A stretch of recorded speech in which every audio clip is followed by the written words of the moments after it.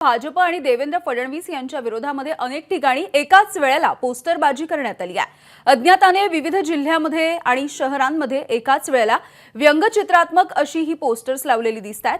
महागाईच्या मुद्द्यावरून टीका सुद्धा करण्यात आली आहे। सणासुदीच्या काळामध्ये महागाईमुळे फटका बसल्याचा आरोपही या पोस्टरच्या माध्यमातून करण्यात आलाय। मात्र ही पोस्टर्स नेमकी कुणी लावली हे अद्यापही स्पष्ट झालेलं नाहीये। आणि याविषयी बोलूयात, राजू सोनावणे आमचे प्रतिनिधी आहेत आपल्यासोबत। राजू, कुठे कुठे ही पोस्टरबाजी करण्यात आली आहे, काय नेमकं लिहिण्यात आलंय या पोस्टर्सवरती?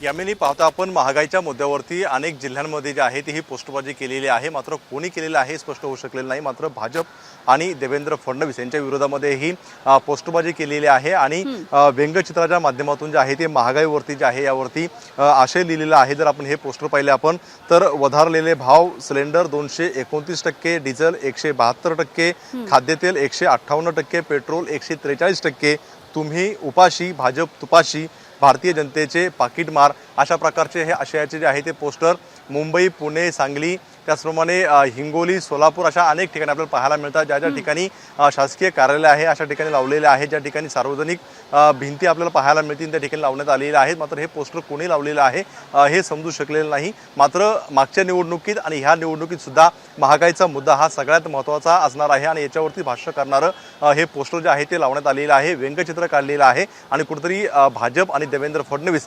याच्यामध्ये दिसतंय। एवढंच नाही तर सोशल मीडियावरती सुद्धा रॅप सॉन्ग तयार करून बॅकग्राऊंडला हे सगळं रॅप सॉन्ग आहे आणि ही काही पोस्टर आहेत ते दाखवलेलं आहे। त्यामुळे सोशल मीडिया असेल किंवा अनेक ठिकाणचे पोस्टर जे आहे ते महागाईच्या विरोधामध्ये हे पोस्टर लावलेले आहेत आणि व्यंगचित्राच्या माध्यमातून भाजप आणि देवेंद्र फडणवीस टार्गेट करण्यात आलेले आहेत। मुंबईतले अनेक ठिकाणचे हे पोस्टर पोलिसांनी आणि महानगरपालिकेने काढलेले आहेत। मात्र जिल्ह्याच्या अनेक ठिकाणचे पोस्टर अजूनही त्या ठिकाणी आपल्याला तसेच पाहायला मिळत आहेत। यामिनी, ठीक आहे, धन्यवाद राजू या सगळ्या माहितीसाठी।